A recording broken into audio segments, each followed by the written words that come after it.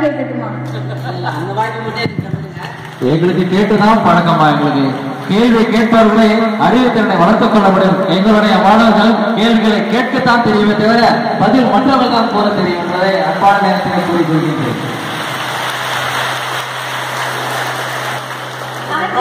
கால ஆரம்பிச்சது, ஆனா இப்ப ஆஃப்டர்நூன் ஆயிடுச்சு. இங்க இருக்க நிறைய பேரண்ட்ஸ்க்கு ஐக்யூனா அவங்களுக்கு தெரியணும். அதனால நீங்க சொல்லுங்க, அந்த ஐக்யூனா என்ன, அது உங்களுக்கு எவ்வளவு இருக்கு? ஒரு நிமிஷம் அண்ணா, நீங்க எந்த கிளாஸ்? 11th standard. நீங்க என்ன கூப்பிட வேண்டாம், நான் 9th தான். இதுதான் தன்னடக்கமோ?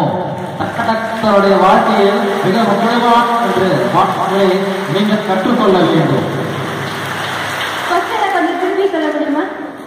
ஐக்யூனா என்ன, நீங்க உங்களால நீங்க சொல்லி கேட்கிற மாதிரி நீங்க நிறைய பேரண்ட்ஸ் இருக்காங்க, அதனால ஐக்யூனா என்னன்னு நீங்க சொல்லுங்க. ஐக்யூ இன்டெலிஜென்ஸ் கோஷன், நுண்ணறிவு திறனின் ஈவு. இது கால்குலேட் பண்றதுக்கு ஒரு மேத்தமேட்டிக்கல் ஃபார்முலா இருக்கு. அதுபடி IQ is equal to mental age divided by chronological age into 100. அதாவது மன வயது பை கால வயது இன்டு 100. மன வயதுன்னா நம்மளுடைய மூளையோடைய கெப்பாசிட்டி, அதோடைய வயது டிவைடட் பை டேட் ஆஃப் பர்த்ல இருந்து அந்த கேண்டிடேட்டோட வயது இன்டு 100. அதுதான் ஐக்யூ. அப்படி டெஸ்ட் பண்ணும்போது எனக்கு கொடுத்துருக்கிற வேல்யூ 225. இது ஒவ்வொருத்தருக்கும் ஒவ்வொரு வேல்யூ வரும்.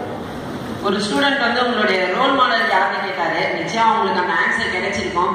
இருந்தாலும் உங்களுடைய இன்ஸ்பிரேஷன், நான் இந்த இடத்துக்கு போகணும்ன்றதுக்கோசரம் உங்களுக்கு நிறைய ஊக்கத்தையும் தந்தவங்க யாரு? நான் இந்த இடத்துக்கு வரணும்னு சொல்லி எனக்கு யார் இன்ஸ்பயர் பண்ணாங்க? என்னுடைய தாத்தா சொல்லுவேன். ஏன்னா அம்மா சொன்னாங்க, ஏன்னா மேரேஜ்க்கு அப்புறம் தான் அவங்க படிக்கவே ஆரம்பிச்சாங்க. இறக்கும் போது அவங்க கிட்ட 20க்கும் மேற்பட்ட மாஸ்டர் டிகிரிஸ் இருந்தது. ஏன்னா படிக்கிறதுக்கு ஏஜ்ன்றது சின்ன வயசும் சரி பெரிய வயசும் சரி ஏஜ்ன்றது ஒரு லிமிட்டே கிடையாதுன்னு ப்ரூவ் பண்ணாங்க. நீங்க இது வரைக்கும் பேசுறது எல்லாத்தையும் கேட்டா உங்களுக்கு ஃபுல்லா நீங்க ஸ்டடி மைண்டடா இருப்பீங்கன்னு தோணுது. இருந்தாலும் ஒரு ஸ்டூடெண்ட் கேட்டிருக்காங்க, உங்களுடைய பொழுதுபோக்கு any hobby other than studies, உங்களுடைய ஸ்டடீஸை போக மீதி ஏதாவது பொழுதுபோக்கு இருக்கா? நிறைய இருக்கு. Painting, drawing and Bharatanatyam my favourites and Hafiz.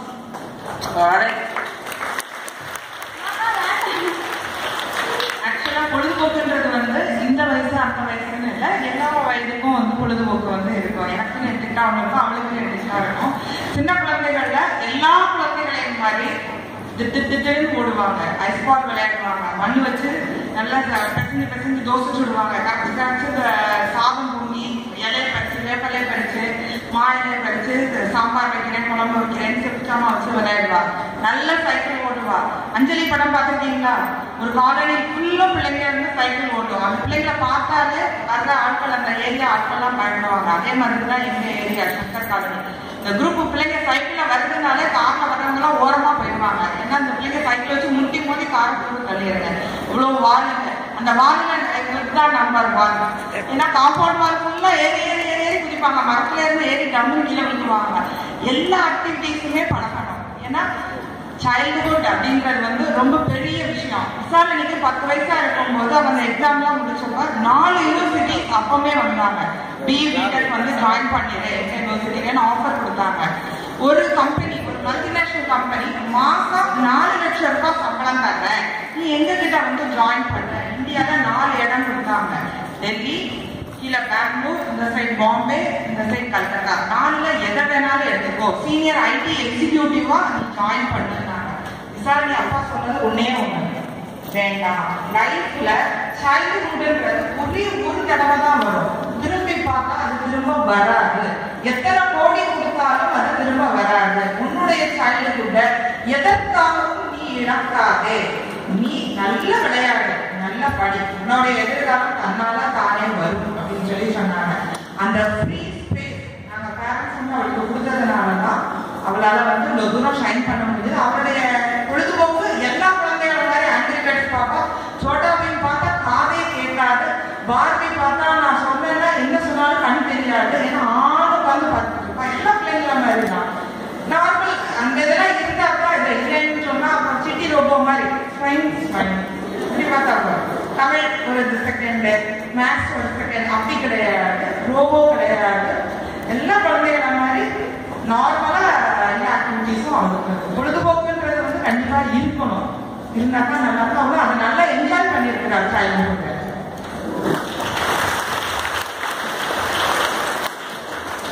கடவுள் இருக்காரா இல்லையா அதை பத்தினா உங்களுடைய முடிவுல உங்களுடைய உங்களுக்கு உயிர் இருக்கா இல்லையா?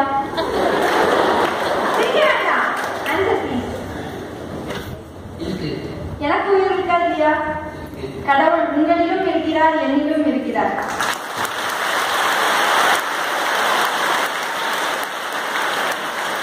ஒரு பெரிய சயின்டிஸ்டா ஆகணும்னு உங்களுக்கு என்ன ஆசை இருக்கா? இவங்க மாதிரி எந்த டிபார்ட்மெண்ட்ல? உங்களுடைய டிபார்ட்மெண்ட்ல இல்ல இந்த டிபார்ட்மெண்ட்ல எனக்கு இவங்க மாதிரி ஒரு சயின்டிஸ்ட் ஆகணும்னு ஆசை இருக்கா? என்னுடைய இன்டென்ஷன் நோபல் பிரைஸ் வாங்கணுங்கிறது.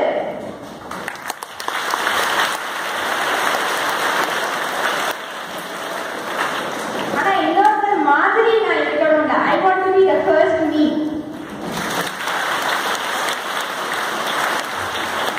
உங்களுடைய கடைசி இலக்கு இதுதான் என்னுடைய டெஸ்டினேஷன் அப்படின்னு ஏதாவது இருக்கா? எனக்கு இந்த இதுதான் என்னுடைய கடைசி இப்படி ஆகணும் அப்படின்னு உங்களுடைய இலக்கு? இப்போதைக்கு எனக்கு 3 ஆம்பிஷன். இன் ஃபியூச்சர் அது கண்டிப்பா டெவலப் ஆகிட்டே தான் இருக்கும். ஏன்னா லாஸ்ட் பிரெத் வரைக்கும் நம்ம இருந்தோங்கிறதுக்கான ப்ரூஃபை கிரியேட் பண்ணிட்டே இருக்கணும். என்னோட 3 ஆம்பிஷனையும் உங்ககிட்ட நான் சொல்லணும்னு நினைக்கிறேன். ஃபர்ஸ்ட், என்னுடைய ஓன் ஐடி கம்பெனி நான் ஆரம்பிச்சு நானே CEO ஆகணும். 2வது, நான் இந்தியாவுக்காக நோபல் பிரைஸ் வாங்கணும்.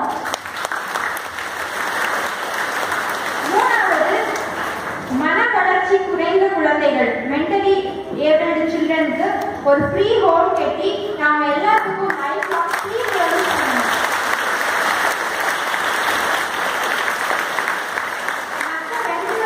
முதல் 2 ஆம்பிஷனோட 3வது தான் என்னை பொறுத்தவரைக்கும் ரொம்ப ப்ரெஷியஸ்.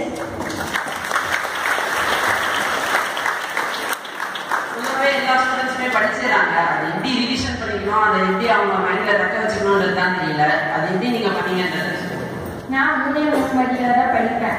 ஃபர்ஸ்ட் ஒரு ஸ்கிரிப்ட் கொடுத்துருக்காங்க, இதை தான் நம்ம படிக்கணும் அப்படின்னா ஃபர்ஸ்ட் அதை ஒரு கிளான்ஸ் பார்ப்பேன்.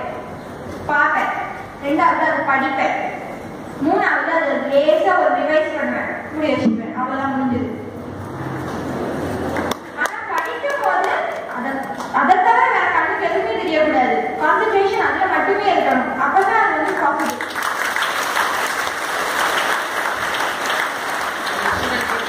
நீங்க ஒரு நாளைக்கு எவ்வளவு நேரம் தூங்குவீங்க அப்படின்னு? ராத்திரி ஒரு 12 o'clock கிட்ட படுப்பேன். காலையில ஒரு 7 o'clock கிட்ட எழுந்திருப்பேன். ஆனா இன்னைக்கு லீவு தான், நான் எழுந்திரிச்சது தான் கணக்கு. டைம் வச்சுலாம் நான் தூங்க மாட்டேன். நம்மளுடைய இந்தியாவோட பிரதமர் உள்ள பாராட்டு இருந்தாரு. அப்போ உங்களுடைய ஃபீலிங்ஸ் எப்படி இருந்துச்சு? ரொம்ப ஹாப்பியா இருந்தது. எனக்கு வந்து ஒரு ரெகக்னிஷன் கிடைச்சதா ஃபீல் பண்ணேன். ஆனா அது மட்டுமே எந்த கிடையாது. இன்னும் நிறைய பார்க்கணும்னு ஒரு ஆசை.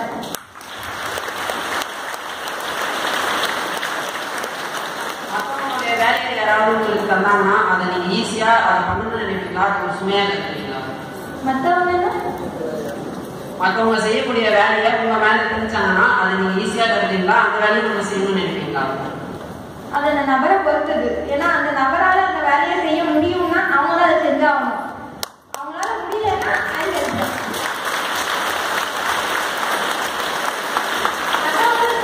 ஹெல்ப் பண்ணணும். ஆனா எல்லாத்துக்காகவும் நம்ம இருந்துடக்கூடாது. அப்ப நம்ம இருந்தவங்களுக்கு ஒண்ணுமே இருக்காது. அவங்க வேலையை அவங்க செஞ்சாங்கன்னா அவங்க இருக்கிறதுக்கு ஒரு ப்ரூஃப் வரும் இல்லையா? அதுக்கு நம்ம வழி விட்டணும். ஐக்கியம்ன்றது அவங்களுடைய பேர்த்ல இருந்து வருதா இல்ல அவங்க இன்னும் அவங்க படிச்சு அவங்க பிராக்டிஸ்னால வருது? ஒரு விஷயம் நான் சொல்லணும். ஐக்கியூங்கிறது வந்து சில பேர் சொல்லுவாங்க, எங்களுடைய டானிக் குடிச்சீங்கன்னா ஐக்கியூ கூடிடும், டேப்லெட்ஸ் குடிச்சீங்கன்னா சாப்பிட்டீங்கன்னா கூடிடும் அப்படின்னு. அது அப்படி கிடையாது. அப்படி ஏதாவது ஒரு வழி இருந்ததுன்னா 220 மெயில் 2 lakhs 2 crores என்னைக்கும் மாற்றிருக்கலாம். ஐக்கியூங்கிறது இன்க்ரீஸ் பண்ண முடியாத ஒரு விஷயம். கடவுள் வந்து நம்ம எல்லாத்துக்கும் தேவைக்கு அதிகமாகவே கொடுத்துருக்கிறாரு. ஒரு ரிசர்ச் படி நம்மளுடைய மூளைய நம்ம 10%க்கும் கம்மியா தான் நம்ம யூட்டிலைஸ் பண்றோமா? அது உண்மையா? அதனால 10%க்கே நம்மளால இவ்வளவு தூரம் கொண்டு வர முடியுது.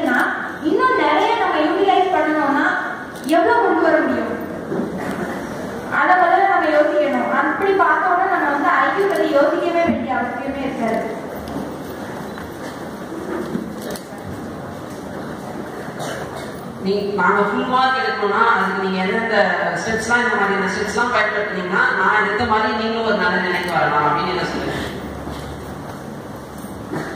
ஃபுல் மார்க்ங்கிறது நீங்க செய்யற வேலைக்கு உங்களுக்கு கிடைக்கிற ஒரு கிஃப்ட்.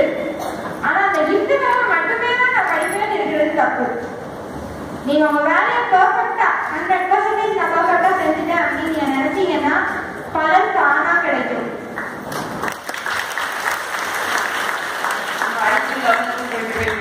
இது உங்களுடைய லக்குன்னு நினைப்பீங்களா இல்ல நம்மளுடைய பிராக்டிஸ்க்கு கிடைச்ச ஒரு பிரதிபலன் நினைப்பீங்களா? இப்ப நீங்க இந்த இடத்துல இருக்கீங்க, உங்களோட IQ லெவல் 225 அப்படின்னு சொல்றாங்க. இது உங்களுடைய லக்குன்னு நீங்க நினைப்பீங்களா இல்ல அதோட பிராக்டிஸோடைய பிரதிபலன் நினைப்பீங்களா? God's gift.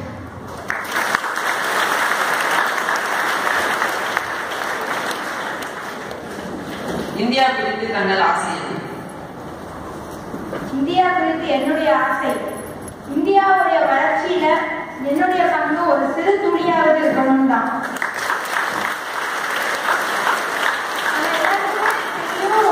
ராமர் பாலம் கட்டினாரு, அது ஒரு குட்டி அணில் குட்டி குட்டி இத்தனோண்டு கல்லெல்லாம் தூக்கி போட்டு அதோட ஹெல்ப் பண்ணுச்சுன்னு. அது மாதிரி அவ்வளவு பெரிய இந்தியாவுக்கு என்னுடைய ஒரு சர்வீஸ் ஒரு சின்ன பங்காக இருக்கணும். முதல் சாதனை நீங்கள் கருதுவது என்ன? முதல் சாதனை நான் பிறந்தது.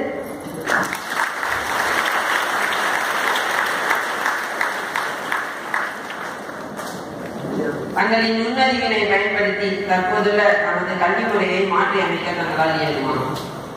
கல்வி முறையை மாற்றி அமைக்கிறதுக்கு நான் எஜுகேஷனலிஸ்ட், கல்வியாளரும் இல்லை, அந்த எஜுகேஷன் டிபார்ட்மெண்ட்ல இருக்கிற அரசியல்வாதியும் இல்லை. அதனால எனக்கு எது பிடிக்குமோ அதை நான் படிக்கிறேனே தவிர மற்றவங்க ஏதாவது மாற்றணுங்கிறதுக்கு எனக்கு இஷ்டம் இல்லை. அந்த மாதிரி அரசியல்லையும் நான் ஈடுபாடு இல்லை. உங்களுடைய திறமை முதலில் யாரால் வெளிக்கொணரப்பட்டது? யாரால உங்களுக்கு? என்னுடைய ஆக்டிவிட்டிஸை பார்த்து பேரண்ட்ஸ் தான் அதை நோட்டீஸ் பண்ணியிருக்காங்க. யாரால வெளிக்கொணரப்பட்டதுன்னா சிச்சுவேஷன், என்விரான்மெண்ட், அதுதான் சொல்லுவேன். வெளிப்பட்டதுனாலும் அதை நோட்டீஸ் பண்ணதுனாலதான் அதோட எஃபெக்டே இருந்தது. ஒரு நாளில் நீங்கள் எவ்வளவு நேரம் படிப்பீர்கள்? ஒரு புக்கை எனக்கு பிடிச்சிருந்தது, அதுல இருக்குதுன்னா அந்த புக்கை முடிக்காம நான் விட மாட்டேன். ஒரு வேலை போர் அடிச்சிருந்தா அதை அப்படியே தூக்கி வச்சுட்டு போயிடுவேன். டைம் வச்சு தூங்கவும் கூடாது, டைம் வச்சு படிக்கவும் கூடாது, ரெண்டுமே தப்பு.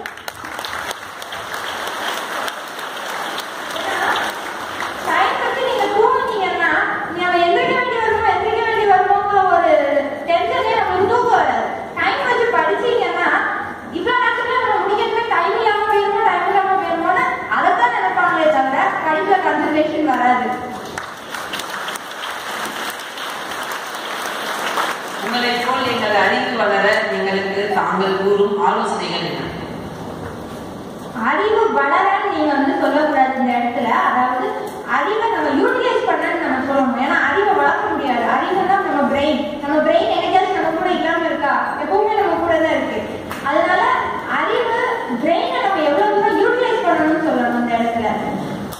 Time to play, time to work, time இது போதும். இந்த மாதிரியான பாராட்டு எனக்கு கிடைக்கும் அப்படின்னு நினைச்சு நீங்க எந்த ஒரு விஷயத்தையா செஞ்சிருக்கீங்களா? இதுக்கு ஒரே ஒரு ஆன்சர், கடமையை செய், பலனை எதிர்பாராது.